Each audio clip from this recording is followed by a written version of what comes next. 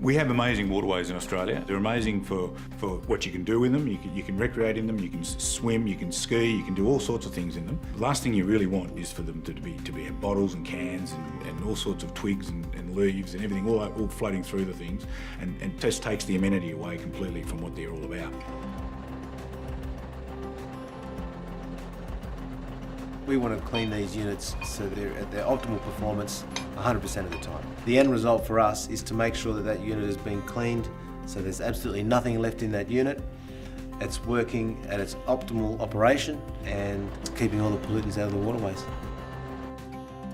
For any CDS unit, on the inspection I'll also put a staff in and I'll measure the debris level in it, so I'll know how much debris is in there, whether it's 300% full, 50% full, and then that gives us a good how long we're going to need to spend to remove the debris out of that unit.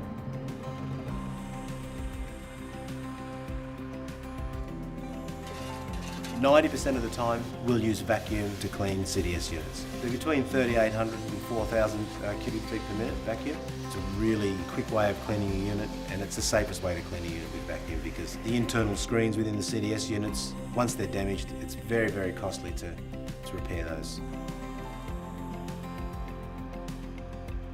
You've got your boom that runs off the top of the truck down into the vacuum unit. We vacuum all the way down to the bottom and then it gets a good hose out. Basically, we're running a small gross pollutant trap on the back of our trucks. The beauty of that is being able to remove all the water, pump all the debris out, and then we can filter it back through the screen back into the waterways. We've got a grab truck for cleaning the large units, or we need to clean an inlet chamber or a waterway that's leading into it.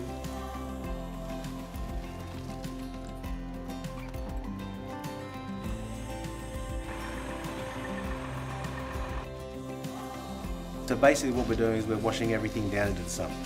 So by the time Ivan gets down in there, everything's washed down into the sump, the screens have been washed, there's a lot of debris that sits on the rim, that's all washed in. So basically we're just trying to get all the rubbish into one spot, so it's much easier to vacuum up.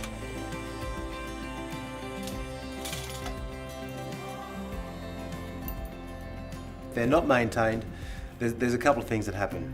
Once that unit fills up above the screens, it's not filtering any water. So any debris, any pollutants is going straight through the unit. You've got a unit that will stink.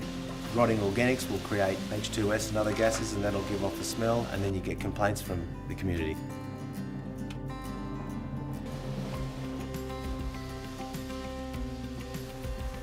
Most GPTs, when they get cleaned, they contain soft drink bottles, PET bottles, cans, cigarette butts, syringes, papers, decomposing leaves, some dead animals, oil, grease, petrol, everything that you can think that can be washed down a stormwater drain from the roads can actually end up in there. There needs to be an awareness that the maintenance is as critical as any other decision made during the sizing and the design and the specification and the construction phase. You've got to manage the maintenance of a GPT just as much as the placement and the capital expenditure.